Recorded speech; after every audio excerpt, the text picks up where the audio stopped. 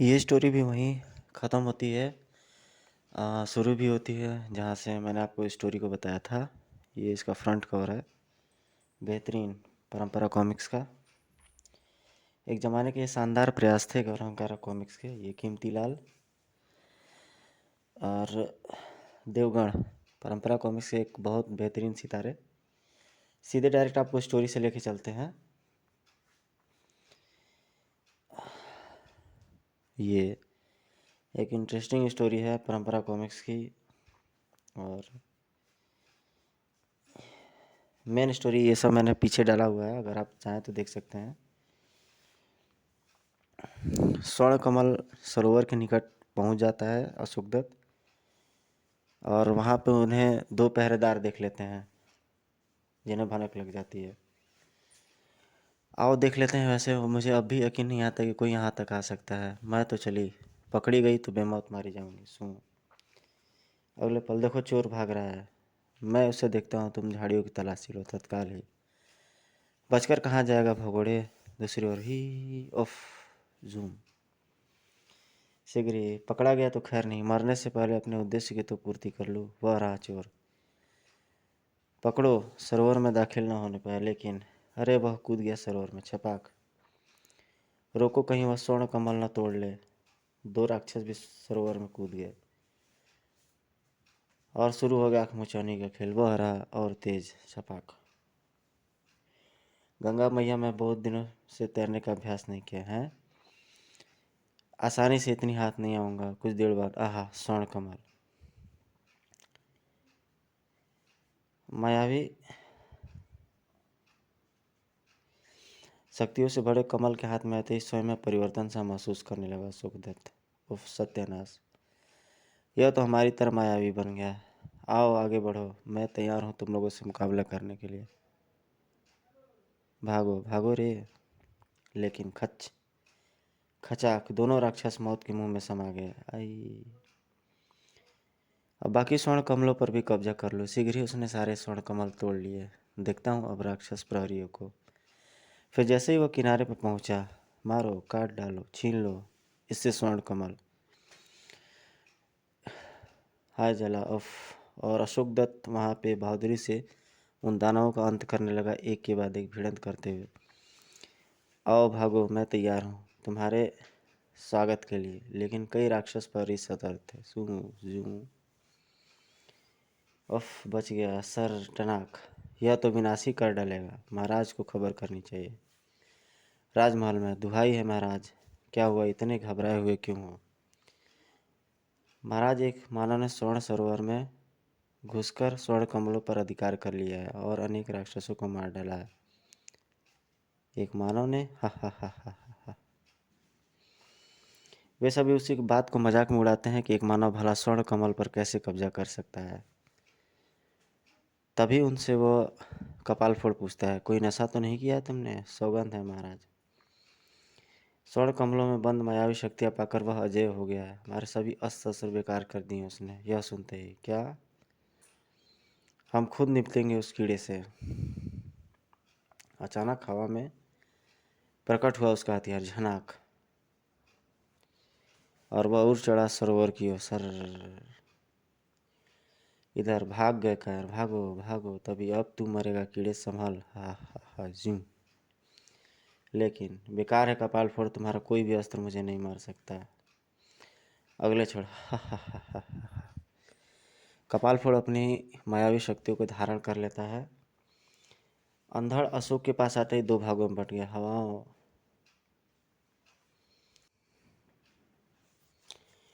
अगले ही क्षण उसमें आश्चर्यजनक परिवर्तन हुआ। कपाल फोड़ में अंधड़ अशोक के पास आते ही दो भागों में बट गया। तेरी शक्तियाँ मेरा कुछ नहीं बिगाड़ सकती, हिम्मत है तो सामने आकर द्वंद्व युद्ध कर। कपाल फोड़ ने चुनौती स्वीकार की, और तब तक विद्युत प्रभावी राक्षस से पीछा छुड़ाकर वहां आ गई थी। तभी अशोक दत्त की आंखों से दो अग्नि किरणें निकली और ओह नहीं, भड़ाक, छक, कपाल फोड़ का शरीर पिघलने लगा। तत्पश्चात उसमें से निकला एक खूबसूरत नौजवान। भैया विजय दत्त, तुम ठीक पहचाना। पुनर्मिलन मुबारक हो बेटे, आज तुम्हारे अभिशाप की अवधि समाप्त हुई। अभिशाप? हाँ, तुम दोनों पूर्व जन्म में गंधर्व थे, एक अभिशाप के कारण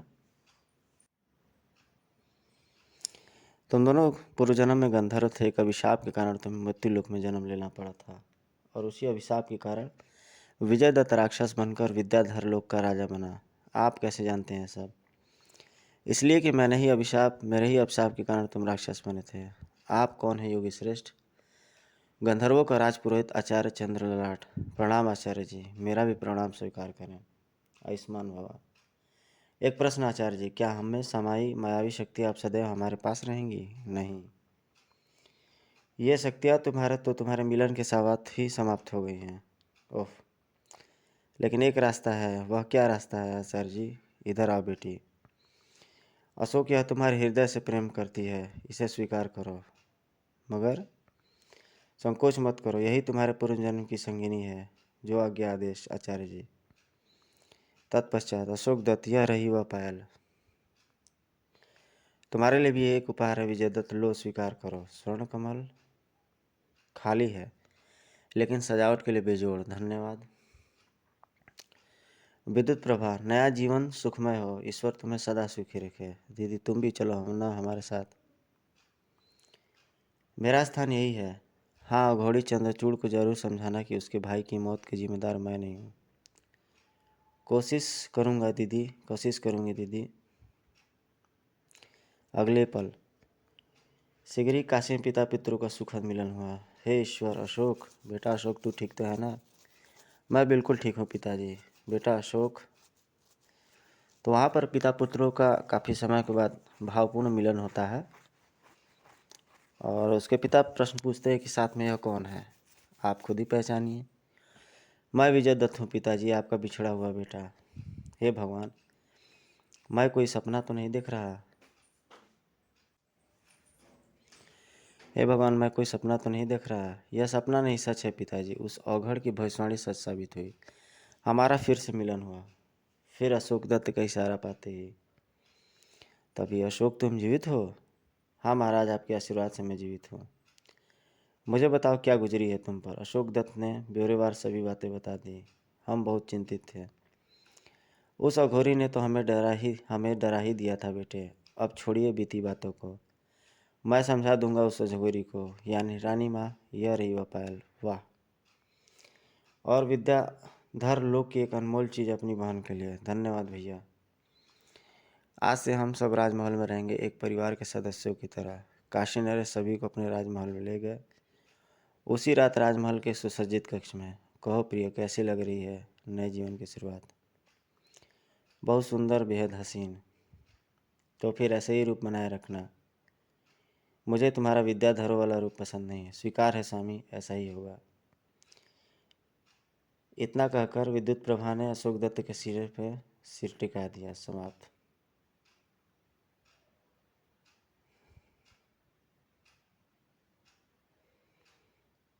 तो यहाँ पे ये गाइस, ये स्टोरी ख़त्म होती है, और अजय पलाहा जी का एक छोटा सा मैसेज मैं पढ़ना चाहूँगा। काफ़ी समय बाद मैं ये पढ़ रहा हूँ।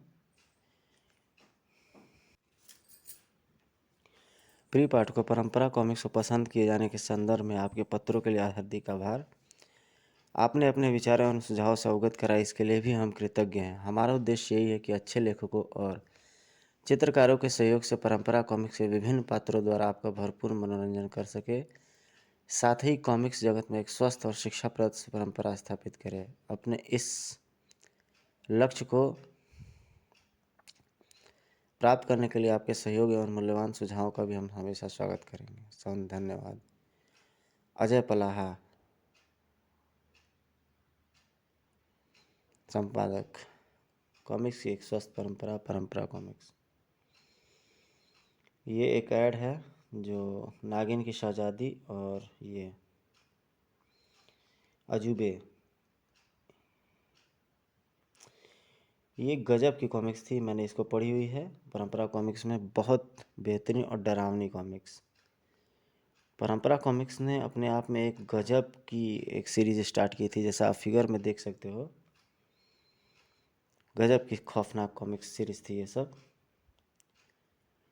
खैर, अभी कुछ आगे भी करना है वर्क, इसलिए इसको यहीं पर रोकते हैं। और दोस्तों आप थोड़ा सा स्टोरी को लाइक सब्सक्राइब शेयर जरूर कीजिएगा। इससे पहले कि कॉमिक्स की एक आपको रिकैप मैं दे देता हूँ, थोड़ा सा वेट कीजिए, इंतज़ार कीजिए। ये फर्स्ट पार्ट का कुछ जो सीरीज छूट गया था अमावस की रात कॉमिक्स का। और शुरू से आपको मैं कुछ स्टोरी इसको बता देता हूँ, ये स्टोरी में हुआ क्या था। ये इसका फ्रंट कवर रहा।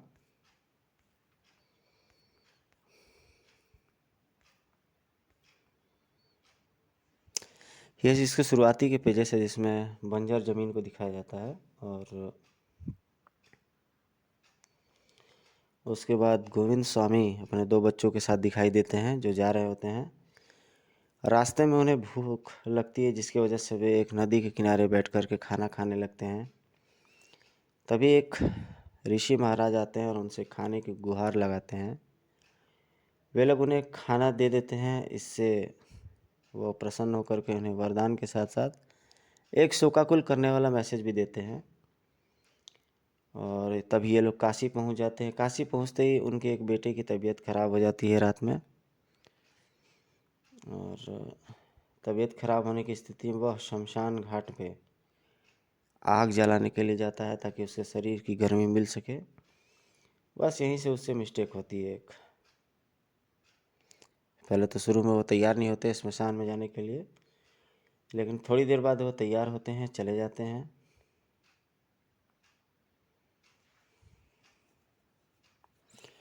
कौतूहलवश वह उस अग्नि को छेड़ बैठता है जिसकी वजह से उसके अंदर कुछ भयानक परिवर्तन होने लगता है और वह एक दानव बन जाता है।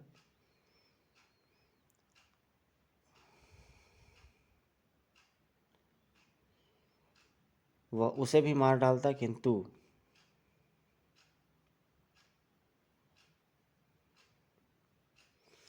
उसे छोड़ करके वह चला जाता है। इधर गोविंद स्वामी अपने एक बच्चे को लेकर के वहाँ से निकल पड़ते हैं।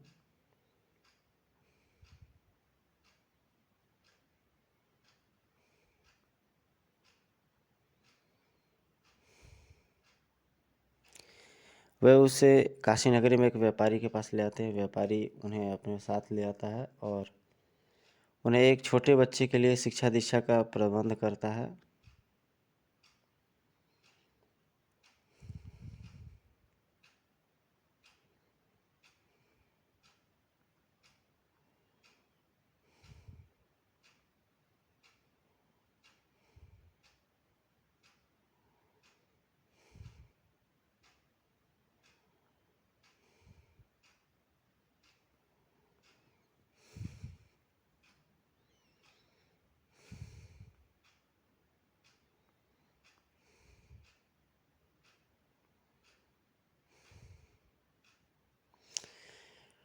अशोक दत्त एक मशहूर पहलवान बनता है और वह कई पहलवानों को चित्त कर देता है। और उस अखाड़े के बाद से दूसरे फ्रेम में उसे राज दरबार में ले आते हैं। महाराज और महारानी अपनी बेटी से शादी के लिए बात करते हैं, पर महारानी तैयार नहीं होती कि अशोक दत्त से शायद उन्हें और अभी परीक्षा लेना था। और ये पूजा के लिए तैयार होता है। अशोक दत्त देवी की पूजा अर्चना करता है।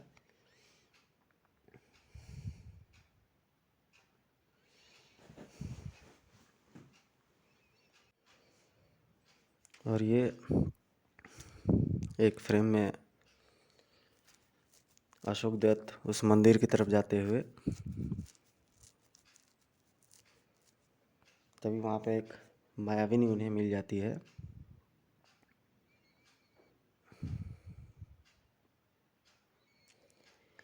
और ये इसके सहारे उस पर चढ़ करके उसका रक्तपान करने लगती है वो मायाविनी।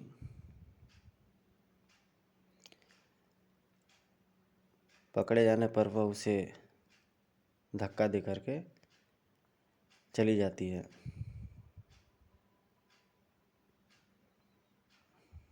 और अशोक दत्त के हाथों में उसका पायल आ जाता है, जो पायल वह लेके जाता है राज दरबार में। तो महारानी जी को उसका पायल काफ़ी पसंद आता है अशोक दत्त को। महारानी चक्कर में पड़ जाती है कि उस तरह का पायल कोई कारीगर उन्हें बना के दे, किंतु सारे कारीगर हार जाते हैं और उस तरह का पायल नहीं बना पाते हैं। तब अशोक दत्त निश्चय करता है कि वह उस पायल की खोज में पुनः उसी स्थान पर जाएगा जहाँ पे उस मायाविनी से उसका भिड़ंत हुआ था। ये रात के समय में अशोक दत्त विचार करते हुए कि कब क्या उसे कैसे क्या करना है, और वह निकल पड़ता है।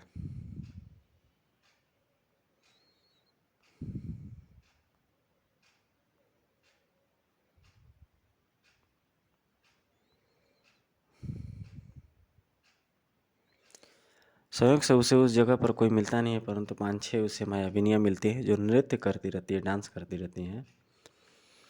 उनमें से उस एक मानव के पास वो चला जाता है।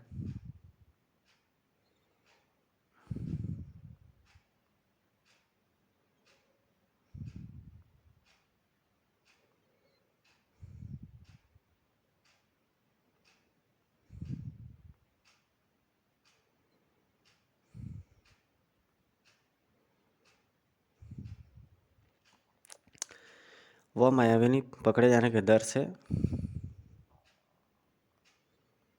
और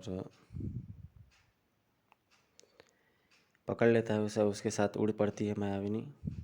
और अघोरी जो वहाँ पर तपस्या कर रहा था उन्हें देख लेता है। उसे अफसोस होता है कि जिंदगी और उस तपस्या के लिए वह रुका रहता है, किंतु उसके हाथ उस प्रकार की शक्तियाँ नहीं आती हैं, वरन दूसरे प्रकार की शक्ति आती है। यही सोच कर के अघोरी अशोक दत्त की तलाश में निकल पड़ता है और राजमहल जा कर के वह राजा से भेंट करता है, मिलता है। राजा उस पर संदेह करके अशोक दत्त के बारे में कोई जानकारी नहीं देते हैं, किंतु अघोरी नगर में जगह जगह घूम करके अशोक दत्त के बारे में पता करता है और इधर अघोरी एक बेताल का आवाहन कर देता है। उसे किसी प्रकार बाजार में किसी से पता चल जाता है कि अशोक दत्त नाम का एक सेवक है जो महाराज के आसपास रहता है।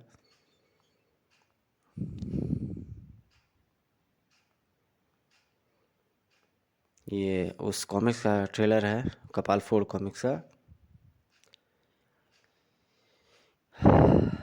आइए, ये कुछ उसमें क्वेश्चन रह जाते हैं। क्या अशोक इस मायाविनी से अशोक पायल का जोड़ा लाने में सफल हो पाया? कौन था कपाल फोड़ राक्षस और विजय दत्त से उसका क्या संबंध था? अघोरी चंद्रचूड़ अशोक से कौन सा स्वार्थ सिद्ध करना चाहता था? इन सभी प्रश्नों का उत्तर जानने के लिए पढ़े कपाल फोड़। और ये एक महाकॉमिक्स मायावी मयूरेश्वर, जो कि मैंने अभी पीछे के कॉमिक्स में बताया है, ये एक नागिन वाला कॉमिक्स, नागिन शहजादी।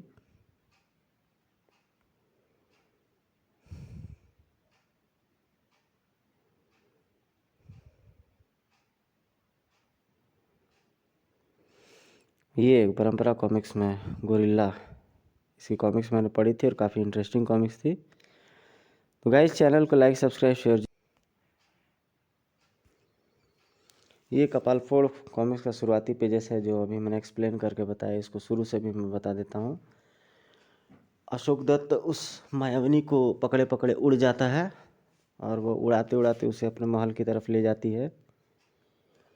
रास्ते में संदेह करता है अशोक दत्त कि वो उसे शायद धोखा देगी, परंतु वह उसे विश्वास दिलाती है कि वो उसे धोखा नहीं देगी।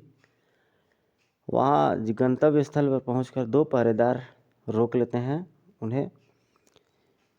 तो वह प्रयास करती है कि वो उसे छोड़ दे और जाने दे, परंतु पहरेदार नहीं जाने देते हैं उसे। वो उससे कहते हैं कि तुम अगर राजाज्ञा ले लो तो हम तुम्हें अंदर प्रवेश करने देंगे। और जहाँ पर राक्षस रहता है वहीं पर रमणा चली जाती है। यह देखकर राक्षस जो है कि काफ़ी आश्चर्य पड़ जाता है।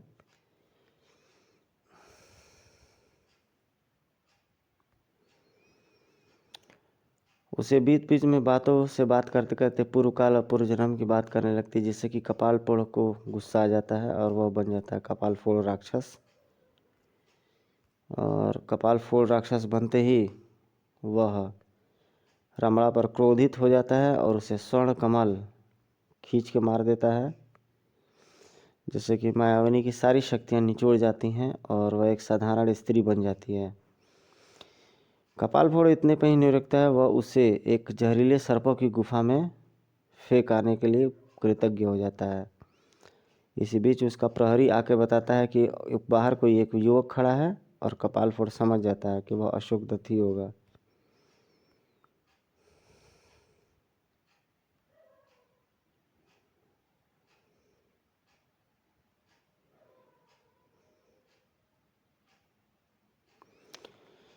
क्यों रमणा, कौन है वह मानव? मैं होम समझ गया, वह जरूर वही मानव होगा जिसने तुम पर अधिकार किया था। तो यहाँ पर कपालफोड़ समझ जाता है कि वह मानव कौन था, और वह मायाविनी स्त्री उसे लाख माफ़ी मांगती रहती है, परंतु कपालफोड़ क्षमा नहीं करता है और धमकी देता है सर्प गुफा में फेंकने के लिए उनको। और जैसे ही रमणा को लेकर द्वार से गुजरा,